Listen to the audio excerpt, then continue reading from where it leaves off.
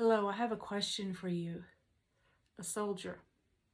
A soldier goes to battle. He prepares himself before he goes. He becomes completely suited up with his armor, with his weapon, and his mind prepared, and his physical body that had been trained.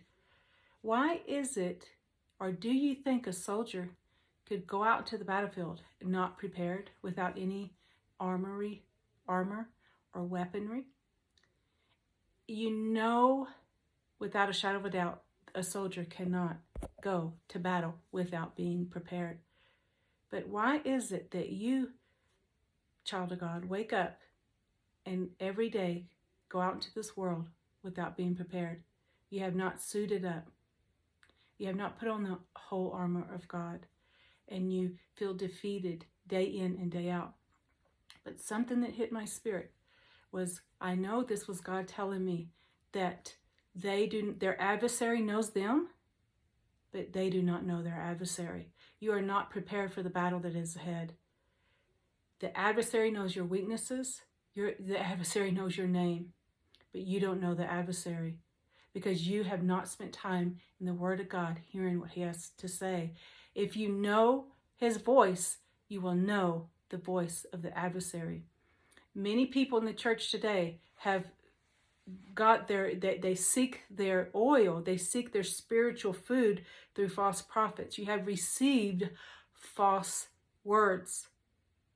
The spiritual food that you attained is false. You're not prepared for the battle ahead.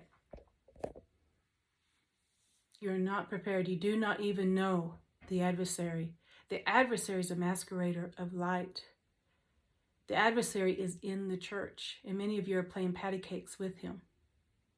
You're playing patty cakes with the deceiver.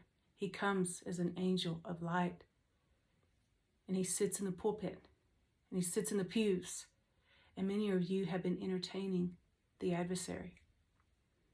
The snakes are among us, and they're increasing. At this very moment, the axe is laid to the root of the tree. The world economy has already collapsed. The American economy has already collapsed, and people can't see it. Not only has the American economy collapsed, Jesus is flipping tables in the churches already. We are at this precipice here where it is time for you to get very real with your walk with Christ and to be suited up, because you are vulnerable. If Christ were to come today, He may not have you, He may not know your name. You know, He says that many of you say, Lord, Lord, but I say, depart from me, I never knew you. This is where we're at, friends. The false church has risen in America, but it will soon collapse, along with the economy that has been built on falsity and deception. Look in Ephesians 6, what Paul said. Stand therefore, having girded your waist with truth, having put on the breastplate of righteousness, and having shod your feet with the preparation of the gospel of peace.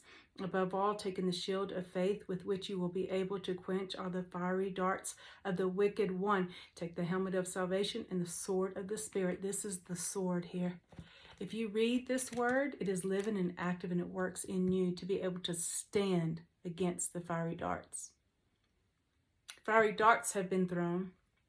Our armor may be dented, but what does it say in Proverbs? That a just man may fall 7 times and get back up, that the righteous are as bold as a lion. But many of you are sitting in the pews and you haven't even got off the milk. Can you stand when your adversary is coming full force at you? You are playing with the demons that are in the church, the one that has masqueraded this whole time, resonating with the voice of the deceiver. Many of you walk in your flesh and never in your spirit. And God is calling you out today, because today is the day. The hour is the hour. Many things are going to happen rather quickly. There's going to be a lot more chaos in our country. But God prepared us for such a time as this. Put on the full armor of God and quit playing both sides of the street.